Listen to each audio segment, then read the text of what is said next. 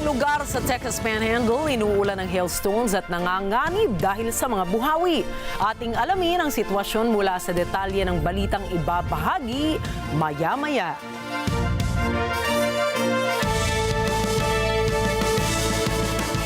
Magandang gabi, ako si Nina Richie Alagaw Flores at ito po ang mata ng Agila International para naman sa mga headlines ngayong araw ng Biyernes.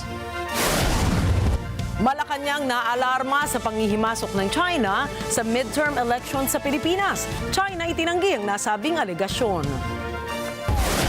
Pilipinas kinondena ang terror attack sa Kashmir. China at Estados Unidos nagsagutan ukol sa kawalan ng trade talks. US President Donald Trump hindi na natutuwa sa ginagawang pag-atake ng Russia sa Ukraine.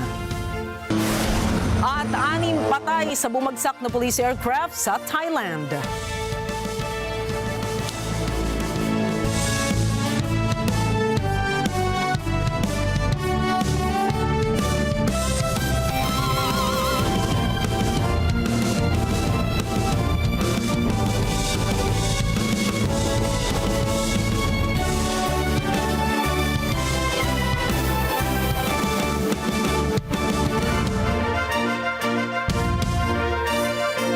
Naalarma ang Malacanang sa naging pahayag ng National Security Council o NSC na may mga indikasyon na naghihimasok ang China sa 2025 midterm elections sa Pilipinas. Kinumpirma ni Palace Press Officer Attorney Claire Castro na nakarating na kay Pangulong Ferdinand Marcos Jr. ang nasabing issue at sinabing iimbestigahan ito ng administrasyon. Una nang binanggit ni NSC Assistant Director General Jonathan Malaya sa naging Senate inquiry tungkol sa mga na-recover na mga Chinese submersible drones na may mga disinformation campaign na nagaganap na ang tinatarget ay mga kandidatong kontra sa China. May mga kumakalat din anyang pagsuporta sa mga kandidatong gustong manalo ng China. Sa kabila nito, maring itinanggi ng Beijing ang mga paratang ng NSC laban sa kanila. Sinabi ni Chinese Foreign Ministry spokesperson Guo Jiakun na walang interes ang Beijing na mangialam sa ibang mga bansa. Anya, wala sa prinsipyo ng China ang manghimasok sa eleksyon ng Pilipinas. Kasama ang Pilipinas sa mga bansang kumondena sa naging terror attack sa Kashmir, isang Indian territory na ikinasawi naman ng 26 na mga turista. Sa inilabas na pahayag ng Department of Foreign Affairs, kanilang ikinalungkot ang nasabing trahedya sa Pahalgam, isang popular tourist destination sa Kashmir. Tinawag din ng Pilipinas na isang brutal na gawain ng terorismo ang pag-atake sa Kashmir. Isa rin anilang senseless and cowardly act of violence against peaceful civilians ang ginawa ng mga armadong grupo. Nangako naman si Indian Prime Minister Narendra Modi na kanilang pananagutan ang mga taong o pananagutin ang mga taong responsable sa pag-atake habang inakusahan nito ang Pakistan na sumusuporta umano sa cross-border terrorism. Luluwas patungong Estados Unidos sina Trade Secretary Maria Cristina Roque at Special Assistant to the President for Investments and Economic Affairs Secretary Frederick Go sa susunod na linggo. Inaasahan na magsisimula ang kanilang official trip sa April 29 hanggang May 2 para makipagpulong sa U.S. Trade Representatives at sa Secretary of Commerce sa Washington, D.C. Maaaring mag-alok ang Pilipinas ng mas mataas na volume ng imports mula sa Estados Unidos tulad ng mga agricultural products. Layo ng kanilang pagbisita na maibaba ang tariff rate na ipinataw ni U.S. President Donald Trump sa Pilipinas. Iniulat ng Department of Health o DOH na bumaba ng 23% ang naitalang kaso ng dengue sa buong Pilipinas. Batay sa monitoring ng Health Department, mula March 16 hanggang March 29, nakapagtala sila ng 9,289 new cases ng dengue. Mas mababa ito kung ikukumpara sa naitala ng DOH noong pagitan ng March 2 at 15 na 12,050 cases. Git ng ahensya, ang naitalang pagbaba sa kaso ng sakit ay iniugnay nila sa mas pinalawak at pagpapatupad ng kampanyang Taob, Taktak, Tuyo, Takip. Sa kabila nito, hinihikayat pa rin ng DOH ang publiko na panatilihin ang kalinisan sa kanilang kapaligiran bilang paghahanda na rin ito para sa nalalapit na tag-ulan sa buwan ng Hulyo at Agosto. Kinumpirma ng Philippine Consulate General sa New York na wala silang natanggap na ulat na nasaktang Pilipino sa malawakang wildfire sa New Jersey sa Estados Unidos. Ayon sa mga local authorities, nagsimula ang wildfire sa Greenwood Forest Wildfire Management Area. Mabilis na kumalat ang sunog at nadamay ang libu-libong ektarya ng kagubatan. Agad namang inilikas ng mga otoridad ang mga residente patungo sa ligtas na lugar.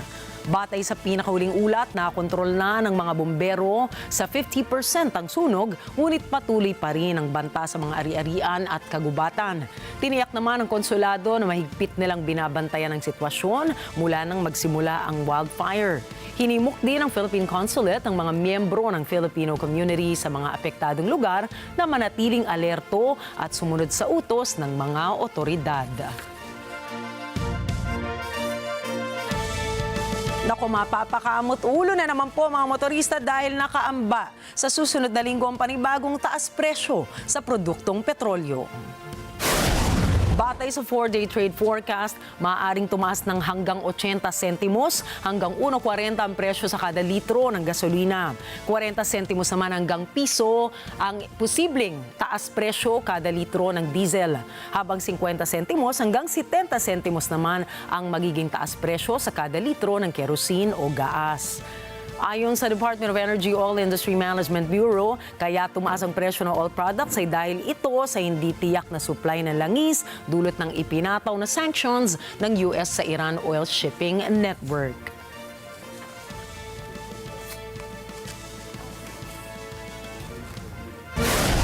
Susunod, China at US nagsagutan ukol sa trade talks. North Korean missiles ginagamit sa Russian airstrikes. At Ukrainian President Volodymyr Zelensky pinanghihinaan ng loob sa Estados Unidos. Patuloy pong mantabay sa aking pagbabalita, magbabalik pa ang mata ng Agila International.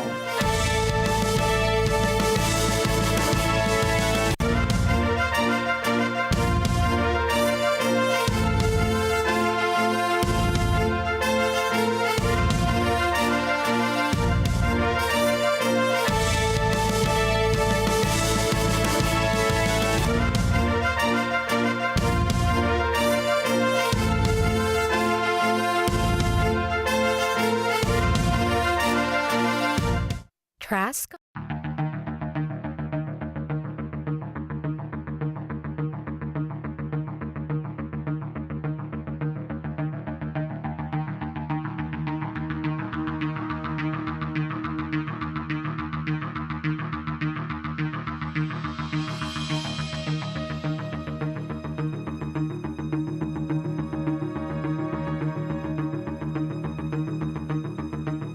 Fun games, water park adventure, rides, neon lights na pwedeng pang selfie, fireworks, at pinaka-inaabangan nating lahat, concert all night long. Isang buong araw ito. So get your tickets now and experience the summer you'll always remember. Only at the Philippine Arena Complex, Ciudad de Victoria, Bocaue, Bulacan, on April 27, 2025. Sobrang init na ba? Let's vibe this summer blast together with NET25.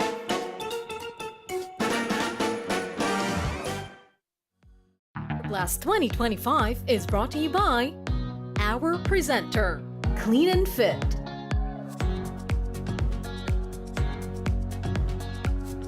Our gold sponsors, Eurotel, Hotel Dream World. Silver sponsors, Pure Gold, Micaela, Top Bank, Tiki Tiki Syrup, Tiki Tiki Plus Drops, Photowism, Pure Foods Tender Juicy Hot Dog, J&T Express, Lux Beauty and Wellness Group. Sponsors: Royal Care Marketing Services Incorporated, De Los Santos Medical Center, and the Department of Health.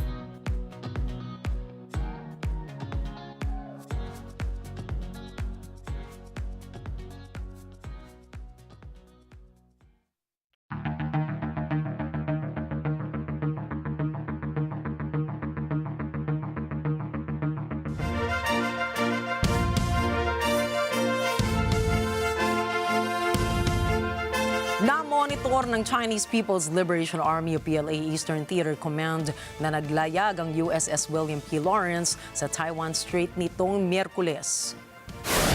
Ayon kay Senior Colonel Shi Yi, spokesperson ng PLA, nag-deploy sila ng mga hukbong pandagat at panghimpapawid upang subaybayan ang guided missile destroyer ng Estados Unidos. Nanatili ring nilang alerto ang PLA sa buong oras ng paglalayag ng USS Lawrence. Nanawagan din si Senior Colonel Shi sa Estados Unidos na itigil na nito ang public hyping o pagtataguyod ng isang issue na madalas ay pinalalaki upang mapansin ng publiko. Sinabi pa ng opisyal na dapat na ring itigil ng US ang pagbaluktot sa katotohanan at mag-ambag na lamang sa kapayapaan at katatagan sa buong Taiwan Strait. Dati nang sinabi ng Indo-Pacific Command na ang paglalayag ng USS Lawrence ay pagpapakita ng pangako ng Estados Unidos na itaguyod ang kalayaan sa paglalayag para sa lahat ng mga bansa bilang isang prinsipyo. Inanunsyo naman ni US President Donald Trump na nagsisimula na ang trade talks sa pagitan ng China at ng Estados Unidos. Kasunod dito ang paratang ng China na wala pang nagaganap na trade talks ng dalawang bansa, sinabi ni Foreign Ministry spokesperson Guo Jiakun na palabas lamang ang mga komento ng US ukol sa pakikipag-ugnayan sa CCP. 这些都是假消息。据我了解，中美双方并没有就关税问题进行磋商或谈判，更谈不上达成协议。这场关税战是由美方发起的，中方的态度是一贯的、明确的，打奉陪到底，谈大门敞开。对话谈判必须是平等、尊重、互惠的。 Ayon naman sa isang opisyal ng White House ay may naganap na lower-level in-person talks at mga phone engagements na naganap sa pagitan ng dalawang bansa. Inihayag din ng Washington ang kanilang interes na sumailalim sa trade talks kasama ang karamihan ng bansang pinatawan nila ng taripa. Will you have meetings with other world leaders when you're in Rome? Yes, I will. Which leaders do you want to meet, sir? Well, I'd like to meet them all. That would be nice. I'd like to take care of all of them, but we have many of them there, and they all want to meet. They want to meet about trade. And we are making some great inroads and great deals. Additionally, we talked about trade, and we will definitely, we get along very well on trade. We'll do something, but I think the Prime Minister knows that over the years, the United States has been very good to a lot of people. And it's time for us to benefit also. So we're going to have a good relationship on trade, and we discussed other things also. Nakaantabay ang buong mundo matapos maggantihan sa pagtaas ng taripa ang Washington at Beijing. Nakasalalay ang estado ng world market sa mga kaganapan sa gitna ng dalawang pinakamalaking ekonomiya sa mundo. Isang video ngayon ang kumakalat sa social media kung saan makikita ang isang ballistic missile ng North Korea. Ayon kay Anton Gerashchenko, dating advisor ng Minister of Internal Affairs ng Ukraine, ang missile na ito ay ginamit umano ng Russia para atakihin ang Kiev. 8 tao ang namatay habang higit 80 individual ang sugatan dahil sa overnight strike. Isang residential building din ang tinamaan at ayon sa mga otoridad, posibleng may mga biktimang nabaon sa pag-atake ng Russia. May ilang news agencies ang kumontak sa Kremlin at sa embahada ng North Korea sa London, ngunit wala pang inilalabas na sagot ang mga nabanggit na bansa. Dati na ring napaulat na nagsusupply ang Pyongyang ng missiles at iba pang mga armas sa Moscow. May mga nahuli na ring sundalo ng North Korea sa Ukraine. Pero nagpasa hanggang ngayon ay itinatanggi pa rin ito ng North Korea. Sinabi ni Ukrainian President Volodymyr Zelensky na hindi nito makita ang anumang senyales na malakas ang US pressure sa Russia kaugnay ng peace talks para sa Moscow at Kiev. Alamin natin ang mga detalye mula kay NET25 correspondent Rosel Feria. Sa briefing kasama ni South African counterpart Cyril Ramaphosa, sinabi ni Ukrainian President Volodymyr Zelensky na umaasa itong makakakita ng mas matinding pressure sa Russia mula sa Estados Unidos. Я не бачу зараз сильного тиску на Росію і нових якихось сильних санкційних пакетів проти агресії Російської Федерації. Поки що ми дуже надіємось. Без закидів, абсолютно без емоцій і закидів дуже прямо говоримо. Вважаємо, що при більшому тиску на Російську Федерацію ми зможемо наблизити наші сторони, якщо хочете, хоча ми наближені. Окей.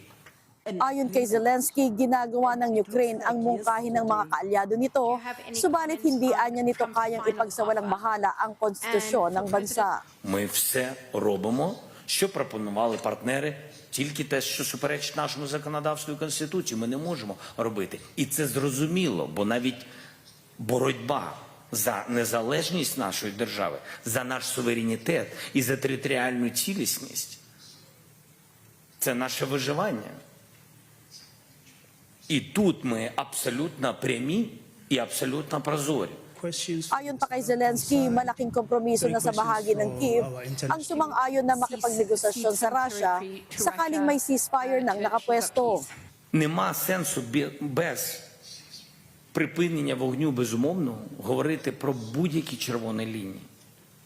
Повірте мені, це втягування в дуже довгий процес, в дуже довгу війну, яка може йти дуже-дуже довго. Dagdag ng Pangulo, hindi naging madali ang mga pag-uusap ng mga opisyal ng Ukraine at ng kanluran sa London noong Miyerkules, subalit ito anya ay nakabubuti. Конструктивна наша команда, європейська команда і представники Сполучених Штатів поговорили і на папері з'явились відповідні пункти. Після пропозиції Сполучених Штатів з'явились інші папіри. І я вважаю, що сьогодні цей формат, цей документ знаходиться на столі у президента Трампа. Все, що суперечить нашим цінностям або нашій Конституції, не може бути в будь-яких домовленостях. Rosel Feria, Washington, D.C. para sa Mata ng Agila International, trusted, connected, on point. Siyam ang patay at higit sa 70 katao ang sugatan matapos ang missile at drone attacks ng Russia sa Kiev sa Ukraine nitong Huwebes. Si Jeff Sanidad para sa detalye. Isang overnight Russian combined missile at drone attack ang naging mitsa ng mga sunog, ikinawasak ng mga gusali at ikinatabon ng mga residente sa Kiev, kabisera ng Ukraine. Ayon sa mga opisyal ng Ukraine, 7 patay at higit 70 ang sugatan. 6 sa nasaktan ay mga bata. Sinasabing ang pinakamalalang insidente ay ang pagkasira ng isang apartment building sa Sevian-Stoshonsky District sa kanluran ng city center.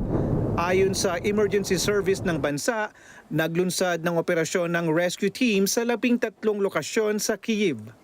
Kasama sa mga sumugod para tumulong ang climbing specialist pati na sniper dogs. 40 sunog ang nagliyab sa mga garahe at administrative buildings. Tinamaan rin ng naghuhulugang metal fragments ang mga sasakyan. 6 na oras sumugong ang red alert sa kabisera. Walang komento mula sa Moscow hinggil sa pag-ataking ito sa Kiev. Sa kasalukuyan, kapwa pinipressure ng Estados Unidos ang Ukraine at Russia na magpakita ng progreso ukol sa kasunduang pangkapayapaan, lalo pat pumapasok na sa ika-4 na taon ng labanan sa pagitan ng dalawang bansa. Jeff Sanidad para sa Mata ng Agila International, trusted, connected, on point. Nagpahayag ng kalungkutan si US President Donald Trump sa ginawang madugong pag-atake ng Russia sa Ukraine. I see the results. It's horrible. It's a killing field. 5,000 soldiers a week on average. And we want to stop that. We both want to stop that for a lot of reasons, but I would say that is my number one reason. Yeah, please go ahead. Mr. President, this morning in Truth Social Post, you used the words Vladimir, stop. That seemed like a slightly different message, a personal message. What is your level of frustration with President Putin? I didn't like last night. I wasn't happy with it. And we're in the midst of talking peace, and missiles were fired. And I was not happy with it. That's what I meant, and that's, what it is. Ayon kay Trump, dapat tigilan na ng Russia ang nasabing pag-atake. Nanawagan din ito kay Russian President Vladimir Putin na tigilan na ang pag-atake sa Kiev. Aabot na kasi sa 5,000 mga sundalo umanong nasasawi kada linggo dahil sa labanan. Magugunitang naglunsad ng malawakang pag-atake ang Russia sa 13 lugar sa Kiev na ikinasawi ng 12 katao at ikinasugat naman ng 70 iba pa. Magugunitang namamagitan ng US para isulong ang usaping pagkapayapaan sa pagitan ng Russia at Ukraine. What concessions has Russia offered up thus far to get to the point where you're closer to peace? Stopping the war, taking the whole country. Pretty big concession.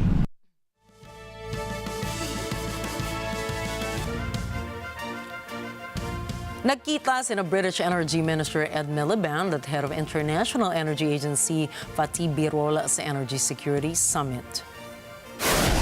Ang two-day summit ay ginanap sa London kung saan iba't ibang opisyal mula sa 60 mga estado at mga kinatawan ng industriya ng enerhiya ang dumalo. Tinalakay ng mga nasabing leader ang gas security, critical minerals at energy system ng Ukraine. Now, oil and gas, including from our North Sea, will continue to play an important role in our energy system, and we really value our industry and the jobs it supports. But as with many other countries, we're a price taker, not a price maker in international fossil fuel markets. So our vision of low-carbon power goes well beyond the climate imperative, important as that is. Homegrown low-carbon power is our nationally chosen route to energy security. Nagpresenta rin ng isang roadmap si EU Chief Ursula von der Leyen sa nasabing summit. Target ng EU na i-phase out ang pag-aangkat ng langis mula Russia pagdating ng taong 2027. In 2 weeks, our Energy Commissioner, Dan Jorgensen, will present a roadmap with concrete measures to phase out all imports of Russian fossil fuels, so that we will no longer rely on a hostile power for our energy supply. Ininspeksyon ni British Prime Minister Keir Starmer at Defense Minister John Healey ang HMS Prince of Wales. Umalis ang sasakyang pandagat at aircraft carrier ng United Kingdom sa Portsmouth City para sa 8 buwang deployment nito. Sakay nito ang 1,600 Marines at 24 na F-35B fighter jets. Ayon sa Royal Navy, magsasagawa ng military exercises ang HMS Prince of Wales sa Mediterranean, Middle East, Southeast Asia, Japan at Australia. Ang misyon na ito ay bahagi ng pangako ng United Kingdom sa NATO at ang pagpapatupad ng pandaigdigang seguridad. Isa pong pansamantalang pabahay para sa may 2,000 sub-Saharan African migrants ang ginaba ng mga otoridad ng Tunisia. Alamin natin ang mga detalye mula kay Anna Cui. Nasa 9,000 mga migrante na ang naapektuhan ng operasyon ng Tunisia na pagbuwag ng makeshift camp housing para sa sub-Saharan African migrants. Ang operasyon na sinimulan noong 5 ng Abril ay inilalarawang hindi pa nagawa kailanman at lalong nagpapasama ng krisis ng migrasyon. Ayon sa Tunisian government, may 20,000 mga migrante ang kasalukuyang nakatira sa mga tolda na itinayo sa mapupunong lugar sa palibot ng mga bayan sa Katimugan. Kabilang dito ang mga bayan ng Amra at Jabanyana. Ito ay matapos harangan ng mga migranteng tumawid ng Mediterranean. Ayon sa isang opisyal ng Tunisian National Guard, hindi na makababalik pa ang mga migrante sa mga kampong giniba. بالنسبة للعملية متاع اليوم هي مواصلة للعملية الفارطة اللي بدأت منذ أفريل 2025 في خاصة في عملية إزالة المخيمات، والدولة التونسية ليست هناك عودة إلى الوراء، خاصة في العودة إلى المخيمات اللي ريناها تقريبا اللي مختلف الوحدات نتاعنا الاستعلاماتية اللي قاعدة تخدم حتى الميدانية والعملياتية تخدم على الميدان. ما ثماش العودة للأفارقة جنوب الصحراء في المخيمات اللي تمت إزالتها. Para naman sa mga migrante tulad ni Aikini, isang kakaibang pagsubok ang dinaranas nila sa tuwing gigibain ang kanilang mga tinutuluyan. J'étais en ville, mais du moment que je suis venu ici, parce que c'est ici qu'on utilise comme un lieu de traversée, donc chaque fois il y a des démantèlements, vous voyez, il y a le changement de campo, donc c'est des difficultés, les différentes difficultés qu'on rencontre ici actuellement. Et quand ça vient comme ça, des fois ils font tomber toutes les maisons, les habits, les trucs, tout ce que tu as, tu les perds en un clin d'œil, quoi. C'est ça les différentes difficultés que nous rencontrons ici.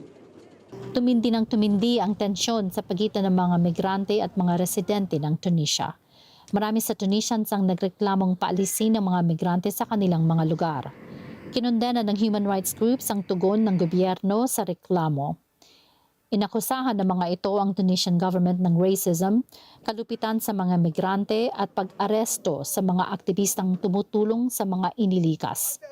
Ana Cui para sa mata ng Agila International, trusted, connected, on point.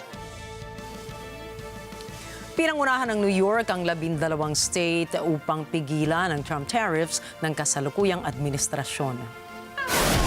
Pinanindigan sa hinandang lawsuit na wala umanong karapatan si US President Donald Trump na magsimula ng malawakang trade war. Inihain ng 12 estado ang reklamo sa United States Court of International Trade. Inakusahan naman ng White House si New York Attorney General Letitia James na inuunang pagtugis kay President Trump kaysa unahin ang kaligtasan ng kanyang mga nasasakupan. Ayon kay White House spokesman Kush Desai, na natiling committed ang administrasyon sa paggamit ng kanilang full legal authority sa pagharap sa national emergencies na kinakaharap ng kanilang bansa. Napigilan ng korte ang pagpapasara ng operasyon ng Voice of America. Ito ay matapos ipag-utos ni Liberal Judge Roy C. Lamberth sa Trump administration na ibalik sa employees ng Voice of America ang mga trabaho na kanilang sinuspinde. Ayon pa kay Lamberth, ang ginawang executive order ng White House ay arbitraryo at walang sapat na pagsusuri. Dagdag pa niya, lumalabag din ito sa batas na nagtataguyod sa press freedom ng kanilang bansa. Noong March 14, ipinag-utos ng US government na ilagay sa indefinite leave ang mga empleyado ng Voice of America, pati na rin ang kasamahan nitong mga kumpanya na Radio Free Asia and Middle East Broadcasting Networks. Ayon sa White House, ang nasabing executive order ay inilatag upang tumugma sa pro-American values at operasyon ng VOA. Nagpahayag naman ng pagsuporta ang American Foreign Service Association at grupo ng mga mamamahayag sa desisyon ng hukuman. Anila, isa itong tagumpay para sa kalayaan at karapatan ng mga journalists. Ayon kay Patsy Widakuwara, ang VOA White House Bureau Chief, masaya siya sa naging desisyon, ngunit inaalala na aapila pa rin ang Trump administration. Ayon pa sa kanya, ang desisyon ay hindi lamang para sa trabaho, kundi para sa seguridad ng Amerika. Anya, ang pagkawala ng Voice of America ay nagbibigay ng pagkakataon na kumalat ang mga maling impormasyon. Tonight, the Voice of America is silent. The storied broadcaster was launched in 1942 to counter Nazi propaganda. But 2 weeks ago, President Donald Trump usurped Congress's authority and signed an executive order, effectively shutting down the taxpayer-funded broadcaster for what the White House calls radical propaganda. Friday, a federal judge put any further actions by the administration on hold. Over the decades, VOA has projected American values globally, and for hundreds of millions, it was the place to find fact-based news about America and the world in their own languages. It all came crashing down in a single day.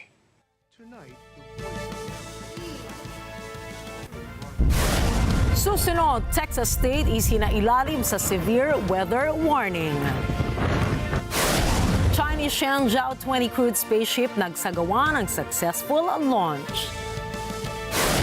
At Alex Ayala nabigo sa kanyang revenge match with Iga Swiatek. Patuloy pong tumutok dito sa aking programa. Magbabalik pa ang mata ng Agila International.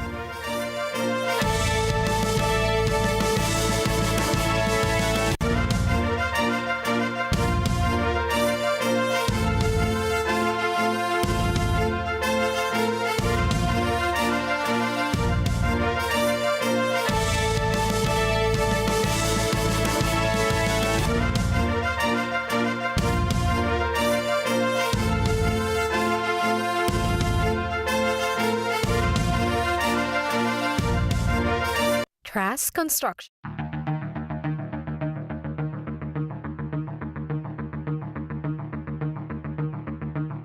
It's hotter, the most awaited happening of your summer. It's the Summer Blast 2025. But wait, the best got better. Because it is NET25 Silver Anniversary. Grabe ang init ngayong Summer Blast. Kaya mag-summer outfit check na tayo para sa fun games, water park adventure, rides, neon lights na pwedeng pang selfie, fireworks, at pinaka-inaabangan nating lahat, concert all night long. Isang buong araw ito. So get your tickets now and experience the summer you'll always remember. Only at the Philippine Arena Complex, Ciudad de Victoria, Bocaue, Bulacan, on April 27, 2025. Sobrang init na ba? Let's vibe this Summer Blast together with NET25.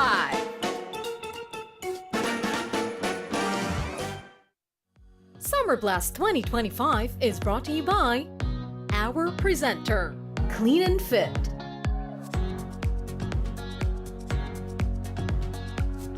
Our gold sponsors, Eurotel, Hotel Dream World. Silver sponsors, Pure Gold, Micaela, Top Bank, Tiki Tiki Syrup, Tiki Tiki Plus Drops, Photowism, Pure Foods Tender Juicy Hot Dog, J&T Express, Lux Beauty and Wellness Group. Sponsors, MM Royal Care Marketing Services Incorporated, De Los Santos Medical Center, and the Department of Health.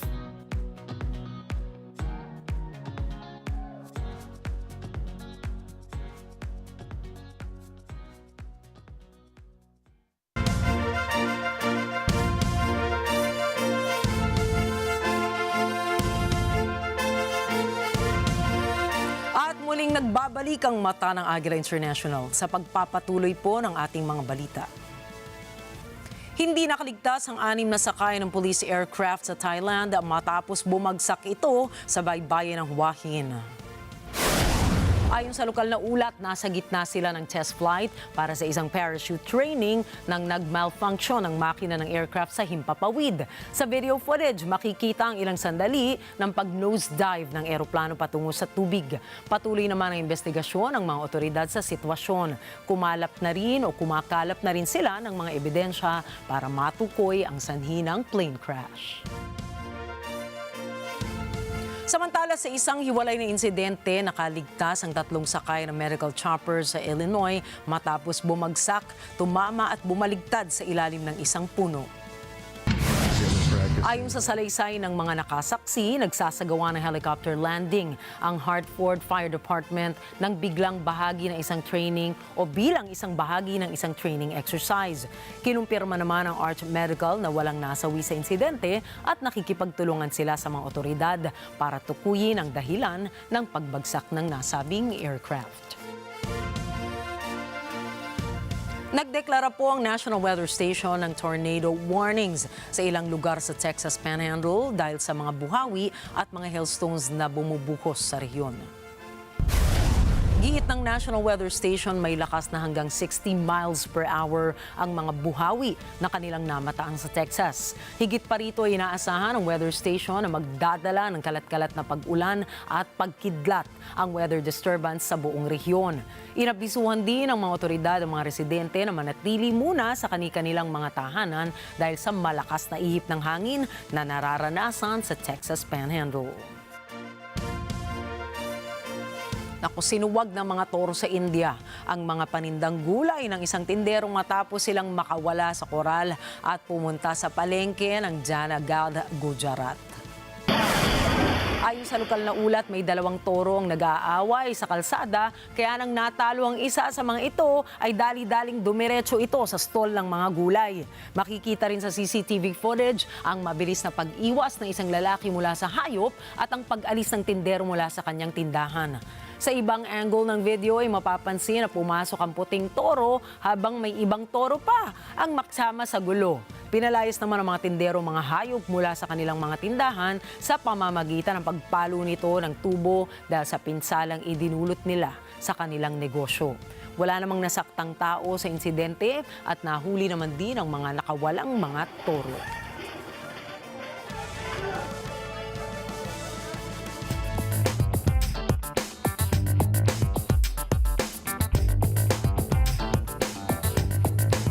Dahil sa pinangangambahang epekto ng mga taripa, sinabi ng Germany na malamang ay walang magiging pag-usad sa ekonomiya ang kanilang bansa sa taong ito. Narito po ang report ni NET25 correspondent NJ De Guzman.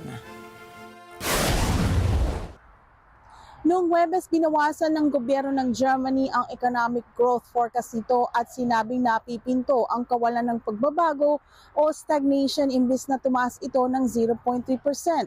Ito ay sa gitna ng kawalang katiyakan mula sa pambuong mundong hindi pagkakasundo sa kalakalan na nakatakdang puminsala sa pag-usad at magpahina sa pamumuhunan. Isinisi ni German Economic Minister Robert Habeck ang sitwasyon sa taripa ng Estados Unidos. Und wie auch ja schon bekannt ist, werden wir die Prognose noch einmal absenken müssen, und zwar um 0,3% für das Jahr 25 auf 0,0. Das heißt also eine Stagnation, sagen wir voraus, für dieses Jahr, für das Jahr 2026. Senken wir die Prognose von 1,1% auf 1% ab. Das hat vor allem einen Grund, nämlich die Handelspolitik von Donald Trump und die Auswirkungen der Handelspolitik. Ang Germany ang natatanging G7 economy na nabigong umusad nitong nakaraang 2 taon.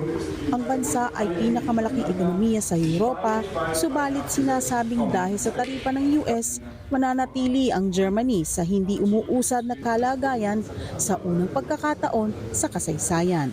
Wir sollten zur Kenntnis nehmen, dass wir es mit einer fundamentalen, ich würde sagen paradigmatischen Verschiebung der ökonomischen Grundeinnahmen zu tun haben.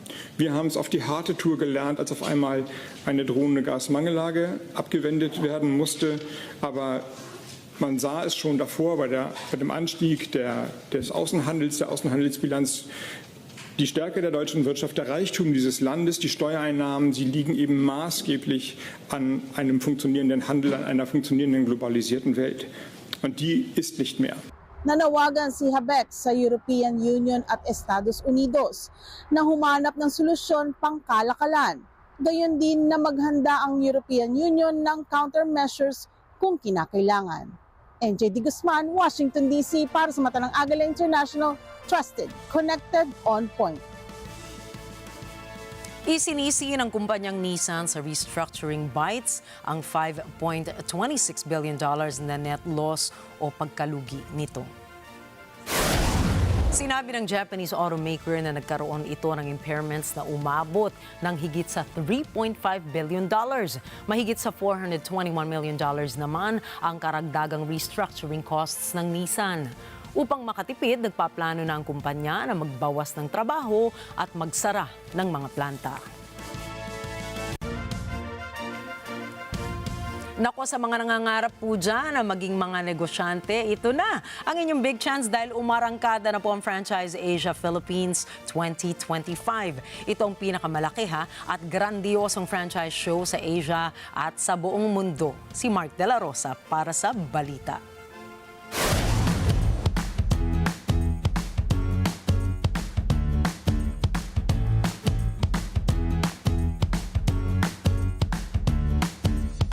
Kung matagal mo nang pinapangarap magkanegosyo pero hindi mo alam kung paano magsisimula, ito na yung chance mo.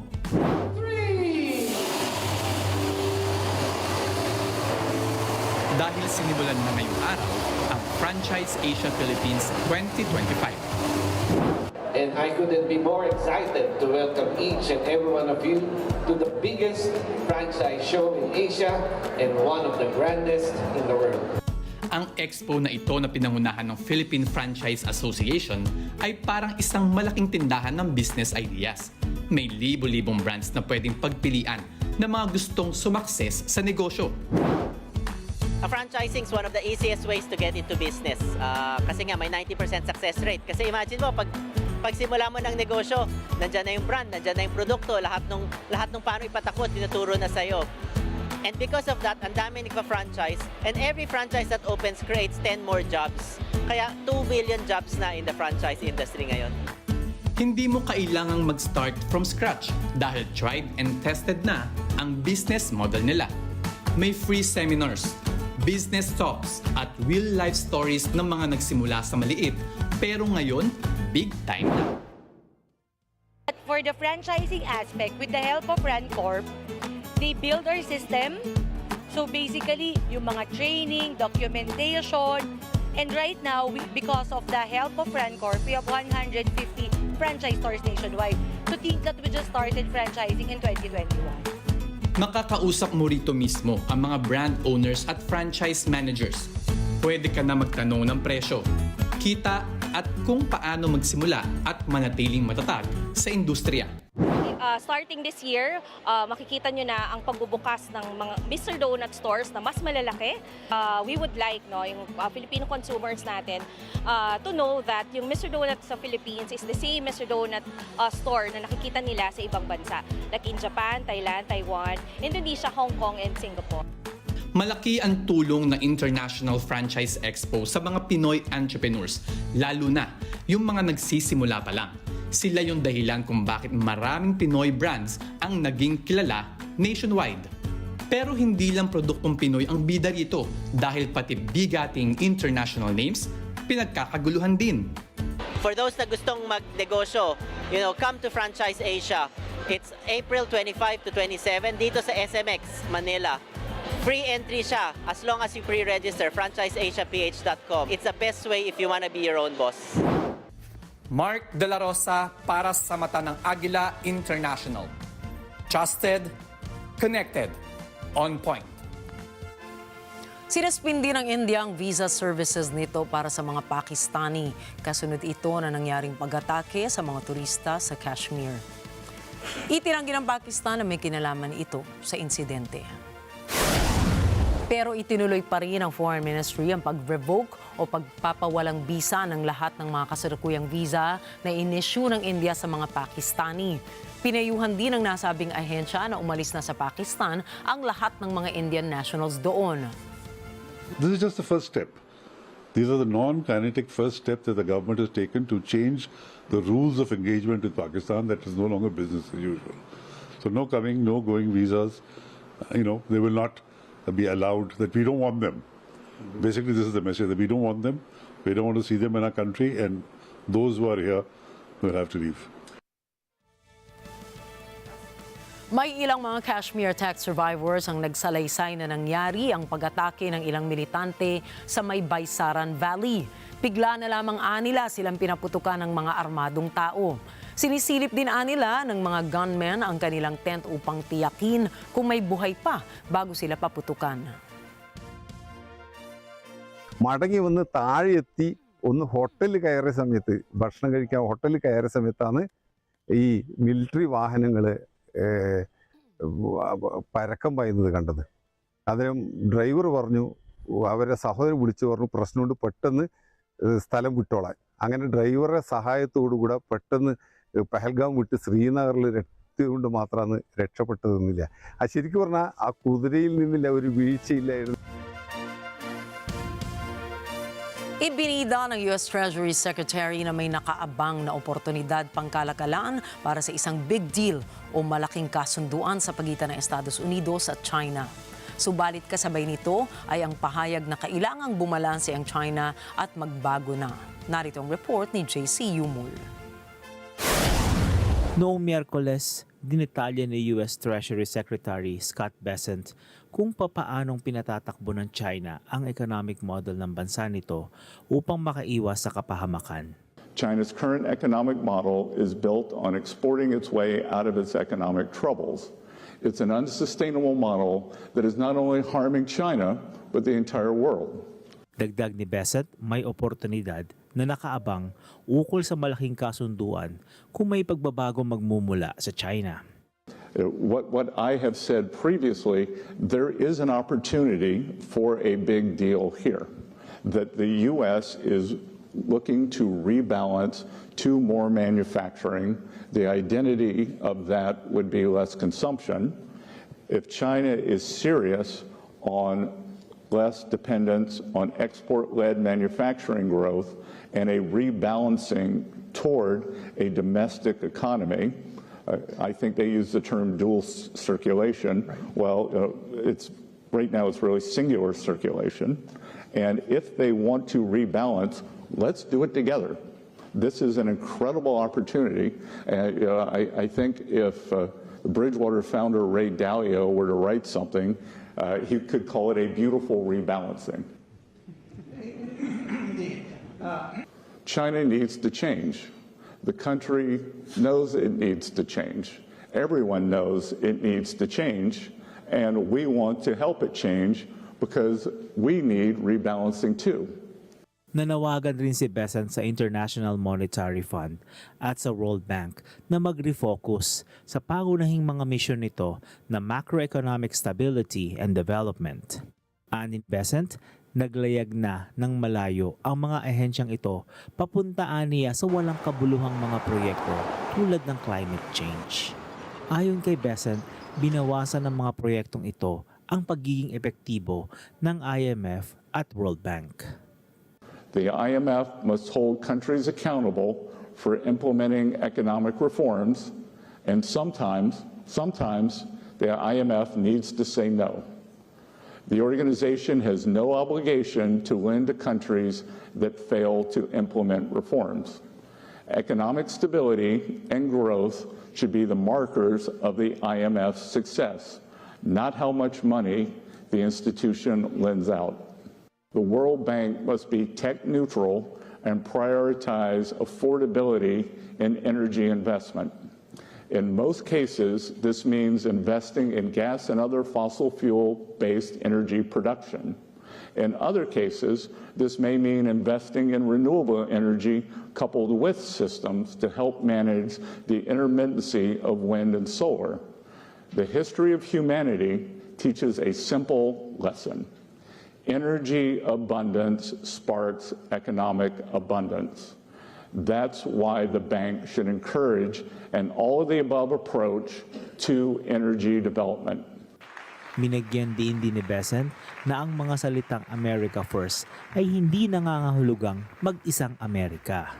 Kabaliktaran aniya ito, ibig sabihin ay panawagan ito sa mas malalim na kolaborasyon at respetuhan sa trade partners. JC Yumul para sa mata ng Agila International, Trusted, Connected, On Point.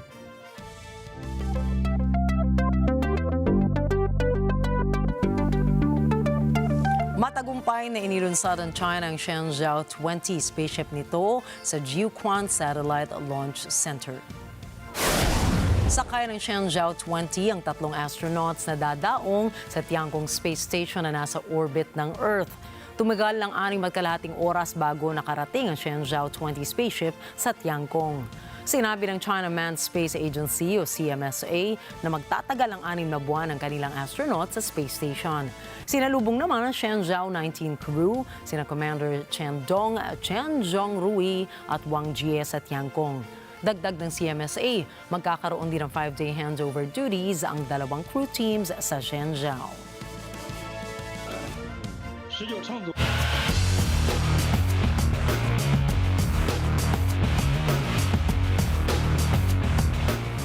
Naguman si Filipina tennis star player Alex Agila sa kanyang rematch kay world number 2 Iga Świątek ng Poland sa Madrid Open. Positibo at masaya pa rin si Alex sa nangyari. Nanalo sa round 1 si Alex pero nakabawi si Iga na mas matagal ang play experience sa clay court. Natapos ang kanilang rematch sa score na 6-4, 4-6, 2-6 Biyernes ng madaling araw, oras sa Pilipinas, naganap sa Spain. Inamin ni Alex na saludo siya sa husay ng nakalaban at sinabing may mga aral siyang makukuha sa pagkatalong ito na magagamit niya sa mga susunod na sasalihang torneo. Nakatakda pong sumailalim sa magnetic resonance imaging si Golden State Warriors player Jimmy Butler.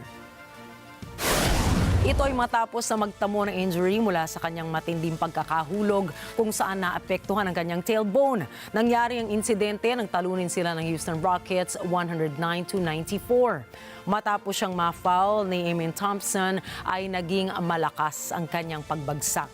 Nagawa pa niyang tumayo at naipasok pa nito ang 2 free throw. Matapos ito ay inilabas siya sa playing court dahil sa iniindang sakit.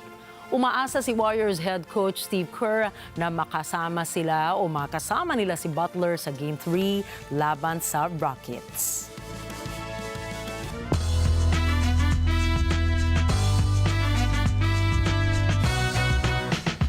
Inilabas ng Universal Pictures ang nakasisindak na trailer ng isang bagong horror film na nagmula kay Get Out creator Jordan Peele at Kicks director Justin Tipping.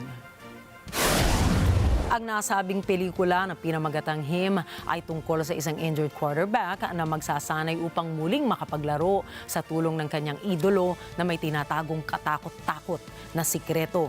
Pagbibidahan ng pelikulang ito si Tyreek Withers na mula sa CW show ng Legacies at White Chick star Marlon Wayans. Ito ay produkto ng Monkey Paw Productions ni Jordan Peele na may gawa rin ng iba pang mga sikat na horror films katulad ng Get Out, Candyman at Nope. Inaasahang lalabas ang pelikulang Him sa mga sinehan sa September 19 nitong taong ito. No days off. Susunod, bagong kulay, natuklasan. At Rolls-Royce naglabas ng luxury chess set. Abangan ang iba pang mga storya pagdating ni Alma Angeles at ng NET25 World News. Huwag muna po kayong aalis, manatili pa rin makatutok. Babalik pa ang mata ng Agila International.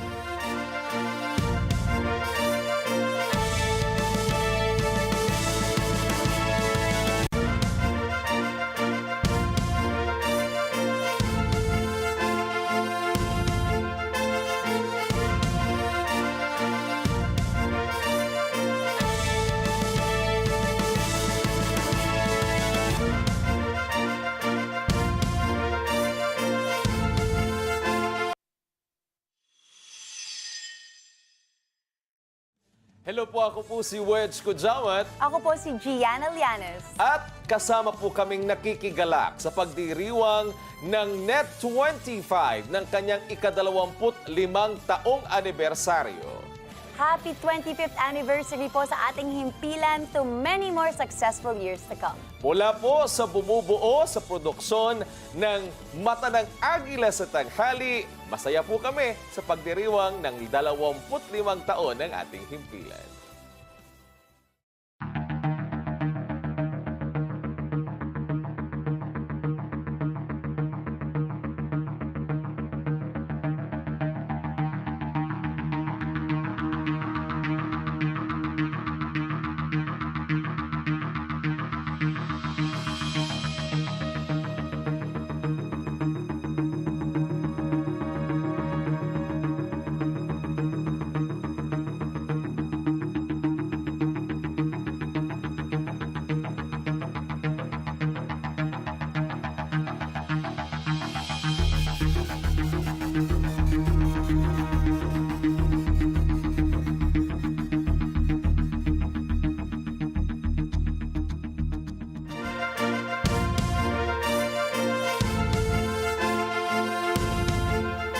Natuklasan ng mga siyentipiko mula sa University of California ang isang bagong kulay mula sa kanilang pag-eeksperimento sa laser pulses na nakatutok sa mga mata.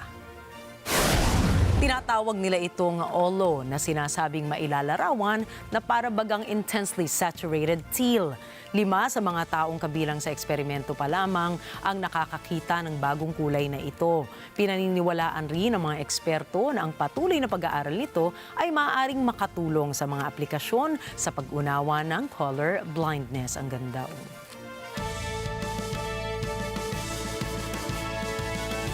Nag-viral po isang bakery na nagbebenta ng blueberry bread sa China dahil sa walang humpay na pagtangkilik ng isang babae nito. Araw-araw, bumibili ang babaeng ito na alam niya na agad kung may binago ang bakery sa recipe, hanggang sa isang araw ay sinabi ng tindahan na hindi na ito ibebenta. Labis na ikinalungkot ng babae nung itinigil ng tindahan ang pagbenta ng naturang pastry dahil sa kahinaan nito sa sales. Dahil rito, 3 magkasunod na araw at nangampanya ang babae na sana'y ibalik ang paborito niyang tinapay sa bakery. Naantig ang may-ari sa kanyang pagmamahal kaya't ibinalik nila ang tinapay. Simula noon, araw-araw ibinibili niya ang natirang tinapay sa takot na baka mawalang muli ito. Nang mag-viral ang kanyang kwento ay nagdagsaan ang mga tao mula sa iba't ibang lugar upang subukan ito. Mabilis din itong naging best-selling item ng naturang bakery. Mabilis na naging favorite ito ng mga tao na pati siya ay napipilitan ng mag-reserve at makipagkompetensya sa ibang netizens dahil sa takot na hindi niya ito maaabutan pa sa bakery. Para naman sa babae, masaya na siya at ang mahalaga ay nasa bakery na uli ito at tinatangkilik na rin ng ibang mga tao. Inilabas ng Rolls-Royce ang isang chess set na mas mahal pa sa karaniwang kotse. Hindi ito isang ordinaryong chess set po ha. Ang disenyo ay futuristic na ang bawat piraso nito ay may ceramic coating na maaaring i-customize gamit ang isa sa 13 colors ng Rolls-Royce at 4 na uri ng veneers. Ang bawat detalye ay maingat na ginawa gamit ang premium materials na sumasalamin sa disenyo at karangyaan ng mga sasakyan ng brand. May magnet sa ilalim ng chessboard upang hindi matumba ang mga pieces habang naglalaro. Nakatago rin sa bawat gilid ng board ang isang dagdag na reyna para sa pawn promotion. Hindi magiging kumpletong Rolls-Royce kung wala ang kilalang Spirit of Ecstasy na maingat na inilagay sa harap at likod ng chessboard. Tulad ng mga sasakyan ng brand, ang chess set na ito ay sumasalamin sa elegance, customization at craftsmanship na kung saan tiyak ang Rolls-Royce experience. Narito po kami para maghatid ng mga balita saan mang dako ng mundo.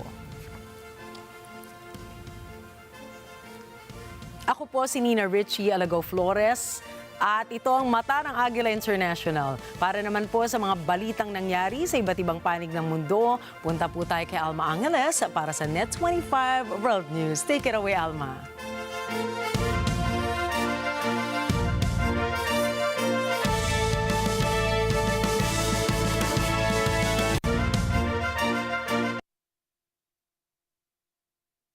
Thank you, Nina. Good evening, everyone. I'm Alma Angeles for NET25 World News. On tonight's headlines.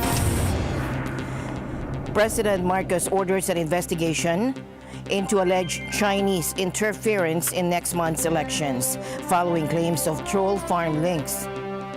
And then Russia's deadly Kiev attack, which prompted a rare stop message from President Trump to Putin. And the news starts now.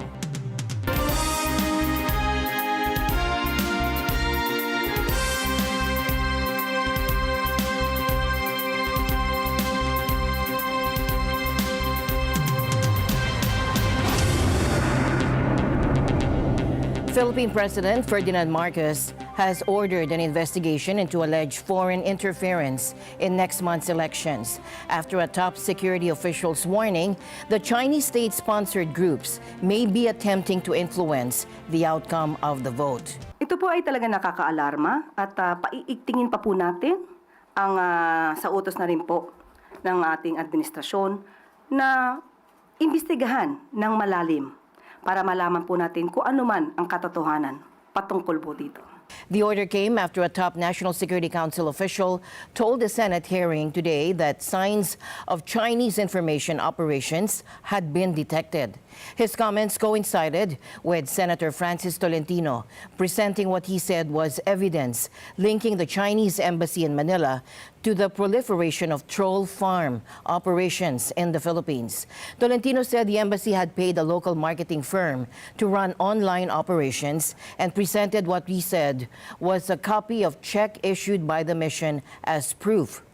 These troll farms were engaged not only to openly provide information and convey the policies of the Chinese government, but also to act as a covert disinformation and influence operation against the Philippine government and the Filipino people.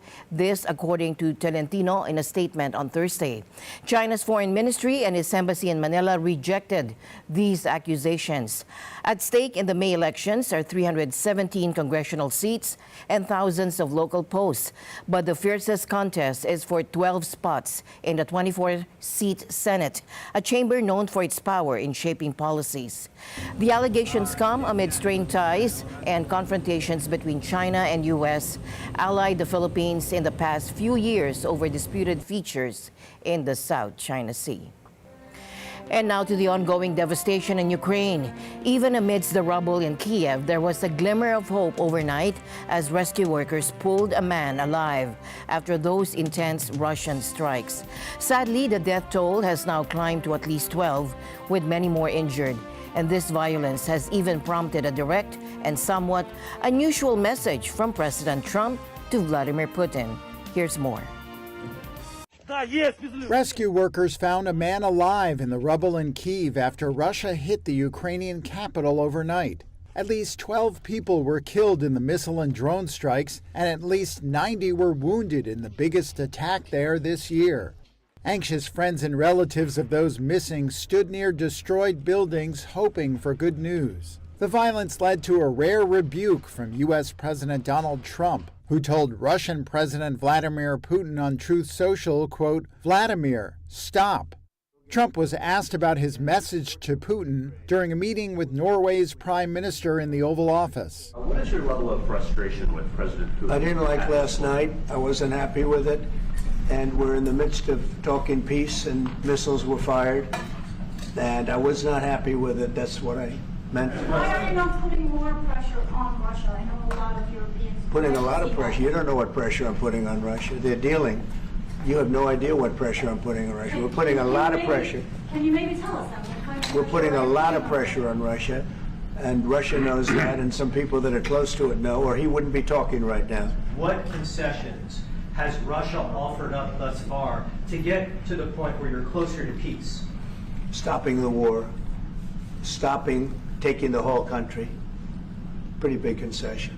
Trump said he still believed both sides wanted to make a deal to end the war begun by Russia in 2022. But the White House has also threatened to abandon its efforts at peace talks if no progress is made soon.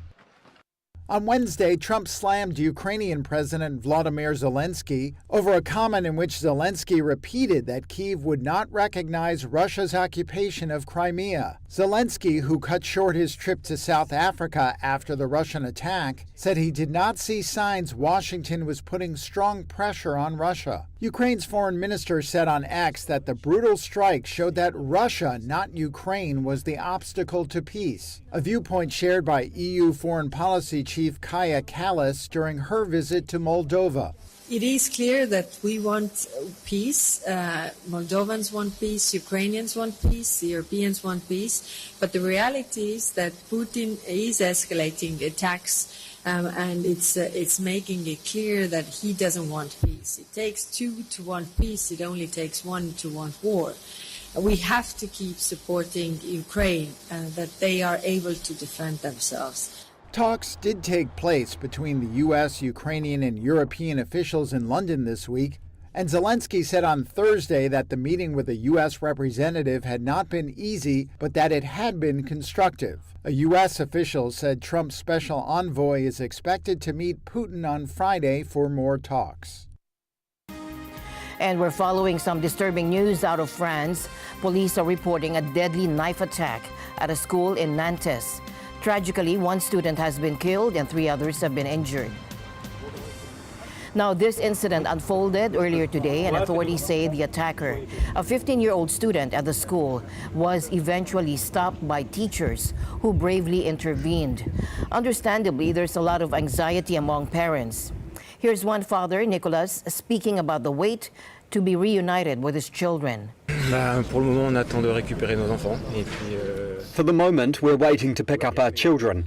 And we know everything is okay, but we're waiting to be able to hold them in our arms, to make sure and to help deal with the stress this will have caused. Le stress que ça va générer, quoi.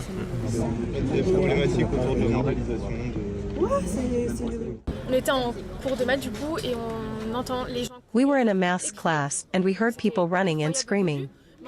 It was frightening at first, but we didn't understand. We were saying, "What's happening?" Our teacher was reassuring us, saying it's just people running in the corridors. Then it calmed down, but I and some other people in my class were very, very worried because we were thinking something is not right. Then for a second time people were running and were screaming, "Run, run, run." We heard doors slamming. And we said, something is not right. We wanted to close the door. Then a supervisor came and said to us, get out and run. And then we understood there was something bad, and we took our stuff and we left and we ran, and going down the stairs we saw that Justin was being held by a member of staff, and there you go. Immobilisé par un personnel de l'établissement. C'est un choc, je suis parent d'élève. It's a shock. I'm a parent. I have 2 children at the school who are happy at school, in a school which is open to the world, positive, with students who come from the area who know it. And to find out today that the school is in mourning with a murder in the school by a student, it's an awful thing which as a parent you never imagine having to go through. It's an even greater shock because of the big difference between the everyday positive experience and this awful event. Vécu au quotidien qui est positif et ce terrible événement est grand.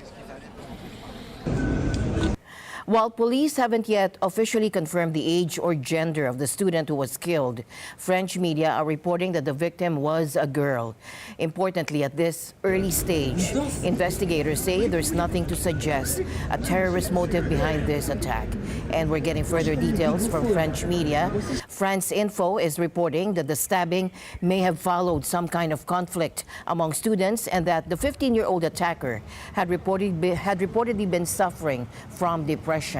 Local reports also paint a picture of the attacker, saying he was dressed entirely in black and wearing a helmet and balaclava. 2 knives were reportedly found near his belongings. And there are also unconfirmed reports from BFM TV that the attacker may have emailed a document expressing a negative view of society to other students at the school. However, police have not yet been able to verify that information. Turning now to that massive wildfire raging in New Jersey's Pinelands. We've been following this closely, and today there's a significant development. Authorities now announcing an arrest in connection with the blaze, which has already scorched a staggering 15,000 acres and could become the state's largest in years. Take a look. Officials say the Jones Road wildfire, which started Tuesday in the Greenwood Forest Wildlife Management Area, was sparked by an improperly extinguished bonfire. And today, Ocean County Prosecutor Badley Billheimer announced that a suspect is in custody. But we did arrest a 19-year-old young man from Waretown. His name is Joseph Kling. We believe he is the person responsible for starting this fire, and we intend to prosecute him to the fullest extent of the law. Prosecutor Billheimer didn't go into all the specifics of how they identified Kling, but he did mention the use of technology and witness statements. We used some investigative techniques that I don't necessarily want to disclose at this time, but some technological advances, I can say publicly, that we were able to place him at the scene, and we have some witness statements that corroborate that. While an arrest has been made, the question of why the fire was started remains. I'm not prepared to discuss a motive at this time, nor does the state have to prove what the motive is. We can just confidently say that we think the fire was set intentionally. Meanwhile, the fire continues to burn, but there is some progress on containing it. The New Jersey Forest Fire Service says It was about 50% contained as of yesterday evening. Here's Chief Bill Donnelly with an update on what to expect in the coming days. The fire is consuming the unburned fuels, and once that's completed and those unburned fuels burn up, we should see the smoke subside. Now you're going to see little smokes along the road and things like that there, and when you do, you know, our folks are going out there and they're mopping them up. So this is probably going to continue, at least burning little fires and some smoke up till we get the rain that's forecasted for Saturday. There was some concerns raised about how close the fire was getting to a nuclear power plant in the area. Chief Donnelly addressed that as well. We have fire which has burned right up to the nuclear plant. However, that fire is out, the best we can tell, and we are keeping folks in the area to continue to monitor that. So in the event anything should start to smoke or smolder, we'll have resources in place to deal with it immediately. So a significant development in the Pinelands wildfire with an arrest made, and officials are hopeful that the expected rain this weekend will help bring this massive blaze under full control. Turning now to Oklahoma, where severe weather is making headlines tonight. Massive storm clouds have been rolling across the state, lighting up the sky with frequent lightning strikes as the powerful system brings dangerous conditions to the region. Around 6:20 p.m., a tornado touched down near Freedom with rotation spotted east of town. Tornado warnings hit Dewey, Woodward, Ellis, and Harper counties, triggering sirens in Fargo. Golf ball-sized hail, 60 to 80 miles per hour winds, and flash flooding are causing chaos. Power outages hit 1,500 in Ellis County as storms push east. The tornado threat remains low, but hail, wind, and flooding risks persist. And tonight, we're also seeing some unusually strong words coming out of Canada today. Prime Minister Mark Carney is declaring that the traditional friendship between Canada and the U.S. is, in his words, over. Carney is accusing President Trump of undermining their relationship, particularly when it comes to trade. And as we'll see, the impact is being felt by everyday Canadians. Thomas I. Likeness for more. On Wednesday, Trump repeated his false claims that the U.S. is subsidizing Canada when it buys Canadian goods. I love the Canadian people. I like Canada, but it's costing us $200 billion a year to support Canada. $200 billion. And I say, why are we doing that? You know what? We can make our own cars. We have more energy than they do. We have more energy than anybody in the world. We don't need their lumber, obviously. We have more lumber. We have a lot of lumber. We have a lot of everything that they sell us. The president then focused on the auto industry. He accuses Canada of taking a large percentage of car manufacturing that used to be done in the United States. I really don't want cars from Canada. So when I put tariffs on Canada, they're paying 25%, but that could go up in terms of cars. When we put tariffs on, all we're doing is we're saying, we don't want your cars. Canada's share of the North American car industry had been decided by a trade agreement that Trump negotiated during his first term and now doesn't want to honor. That, says Prime Minister Mark Carney, is more evidence that relations between the two countries have changed. Yesterday was more proof, as if any were needed, that the old relationship with the United States is over, and proof that we need to chart a new path. As I've been saying, this is a tragedy, but it's also our new reality. President Trump has been attacking Canada, America's closest ally, America's closest partner. The trade war is a major issue in the Canadian election campaign. Not only are politicians campaigning on the issue, but people on the street are worried about Trump's influence on their economy. Many people are boycotting American-made goods and canceling travel to the United States.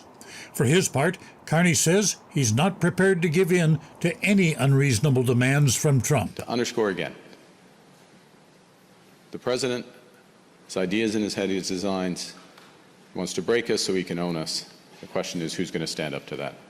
I'm ready to do it. While Trump continues to talk tough on trade, he's toned down earlier suggestions that Canada should become the 51st American state. Carney's Liberals are poised to win Monday's election. They have a 3.6% lead over the Conservatives, led by Pierre Poilievre in the latest public opinion poll, but that may not be enough support for Carney to win a majority.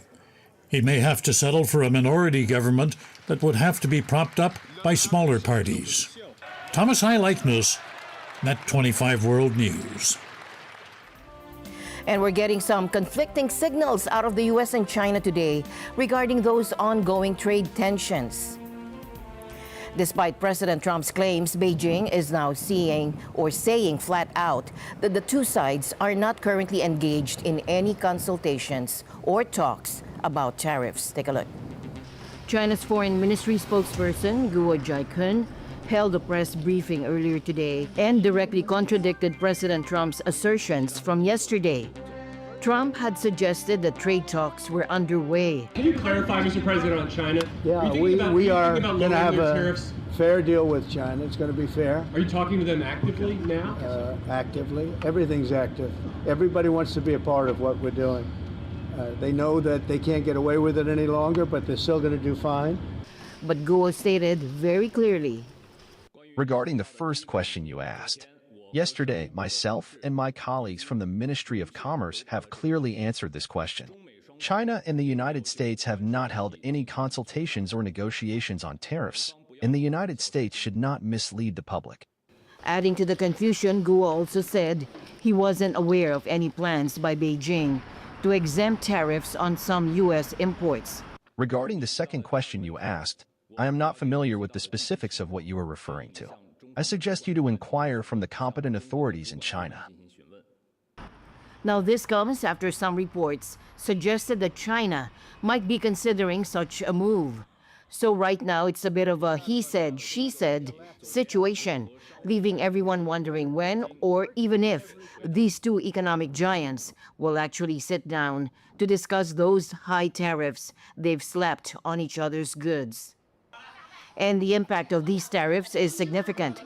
We're talking about U.S. tariffs on Chinese goods now sitting at a massive 145%, and China's retaliatory tariffs on U.S. imports at 125%. This has really disrupted businesses on both sides, forcing many to rethink their operations. The Trump administration had previously hinted at potentially lowering some tariffs on Chinese goods. But that was reportedly dependent on talks actually happening. How soon do you want to bring the tariffs on Chinese goods Well, that down? depends on them. China, for its part, has consistently said that the U.S. needs to completely remove all of those unilateral tariffs if they truly want to resolve this trade dispute.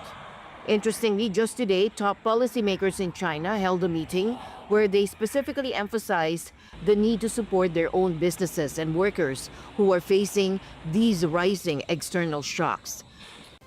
And also, we're following a developing story out of South Korea, where former President Moon Jae-in is now pushing back hard against bribery charges. He's accusing prosecutors of political overreach and abusing their power.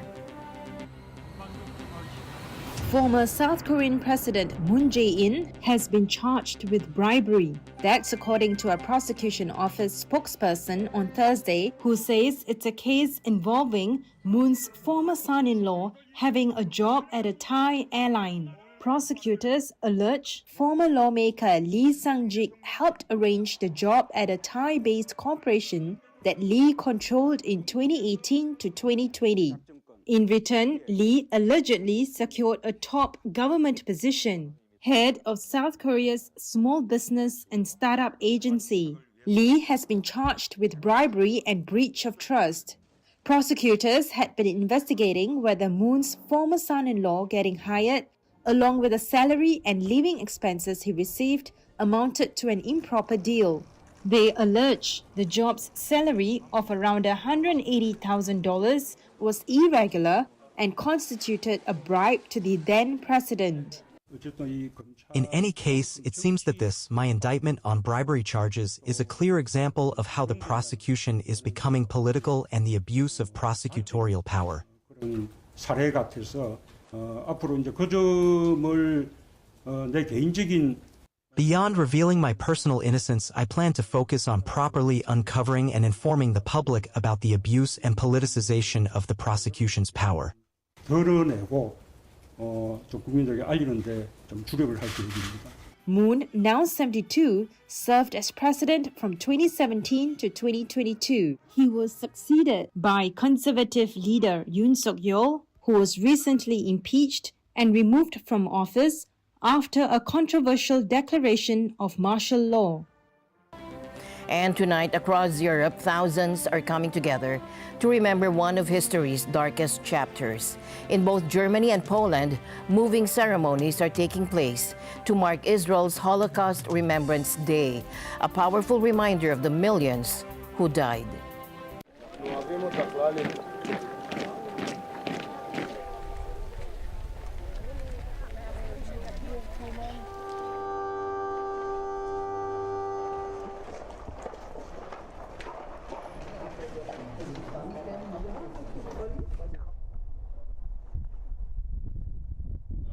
Well, marching. Thank you. Hello. Hello. Generale, proszę. Hey, telephone.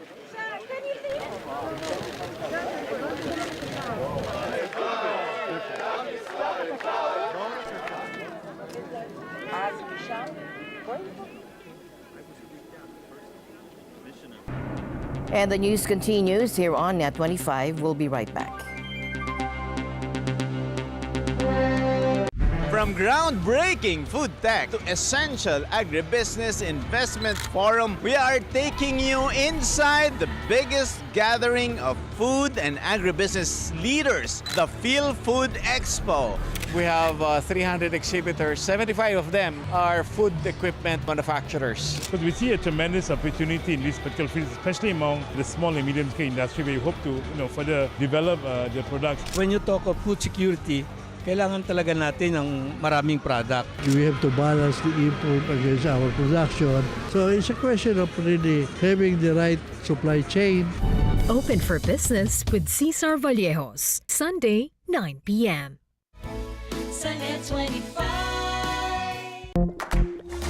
Here's a top trend on TikTok that's supposed to be good for your health. Dopamine dressing. Bright fabrics, colourful jewellery, outlandish outfits. So what's it all about? Activating happiness hormones. Put everything you consume. But does dopamine dressing really boost your mood? Well, it certainly won't do any harm to try it out. But with a lot of advice darting around the internet, it's hard to tell. Is something helpful? Pointless? Dangerous? Take nicotine pouches. Some say they increase energy and alertness. Time to take a closer look on In Good Shape.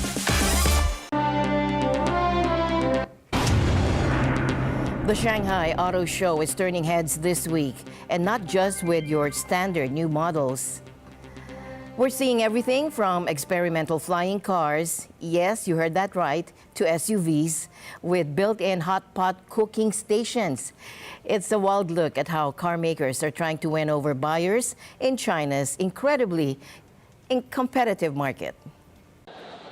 Car manufacturers are eager to stand out in China's constantly innovating auto market. Nowhere is this more obvious than at Shanghai's auto show, running this week, where new models on display feature immersive entertainment, fragrance control, in-car refrigerators, and even hot pot cooking equipment. China's car market, the world's largest and most electrified, is seeing a brutal price war. That's as a trade spat with the US and electric vehicle tariffs in Europe have pushed car makers' focus onto the domestic market. Here, gadgets are major selling points. Li Xiang, a marketing expert at Chinese EV maker NIO, said the pace of innovation was relentless. Chinese customers are expecting very high level of novelty and new technologies, and the speed of product enhancement is very, very fast in Chinese market because innovation is happening every day. So our product launch cadence is actually like 2 or 3 times faster than the legacy brands. It puts a very high pressure on manufacturers, but also thanks to that, we got the chance to develop a lot of new techs here.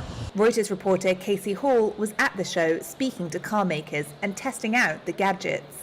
Some of the coolest innovations and pieces of tech we've seen at the Shanghai Auto Show this week include 4D digital cockpits, where you can be watching a movie or playing a game when your car is parked, and the car will actually shake and move in response to what's happening on the screen. We've also seen some car makers really focusing on in-car fragrances. Over 100 models and concept vehicles have been unveiled, with crowds flocking to see Chinese car maker XPeng's experimental flying car, a passenger-carrying drone. However, perhaps the most truly Chinese innovation for the local market is a feature of Rox Motors' $40,000 SUV. It aims to capitalize on a trend for outdoor activities with a tailgate kitchen extension that cooks hot pot, a go-to in Chinese cuisine. Chief Strategy Officer David Wu explained. Since the Chinese stomach is not for cold, they like hot pot, hot food, hot drink. So there's nothing that's more relaxed than a cup of tea. Sometimes it's easy to forget just how much we've learned about the universe. Well, this week marks a pretty incredible milestone. The Hubble Space Telescope is celebrating its 35th birthday. Launched way back in 1990, this amazing piece of technology has completely changed how we see the cosmos. And to mark the occasion, NASA has just released some stunning new images. Take a look. So to celebrate Hubble's 35th birthday, we're releasing 4 new images from Hubble.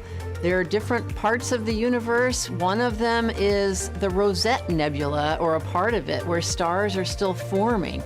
And you can see dark clouds and then lit up clouds behind those where new stars are ionizing the gas and showing off this glow. We also are releasing an image of a planetary nebula. Now, this colorful nebula really has nothing to do with planets. That's just what they called it decades ago. But it is really the remnants of a dead star system, and the outflows from the remaining white dwarf star are creating this glowing cloud that's expanding away from the central sources there. We have an image from outside of our galaxy of another galaxy. This is a spiral galaxy. It doesn't look quite like we think our Milky Way does because the spiral arms are kind of smudged together. We call it a flocculent spiral. But in the middle, you see this amazing bar-like structure. These are common in some types of spiral galaxies, and they are the mechanism by which gas and dust from the outer parts of the galaxy are funneled in toward the middle and can fuel the formation of new stars. We think our Milky Way also has some kind of a bar in the center. And then much closer to home in our own solar system, we've taken new pictures of Mars. These really wonderful clear shots of Mars show different features on the planet from different perspectives. As Mars is rotating, we see the icy poles on the top, we see clouds, and we can also see mountain ranges and deep canyons and plain structures. And with that, we end tonight's broadcast. For everyone here on NET25, I'm Alma Angeles. Have a great weekend. Good night.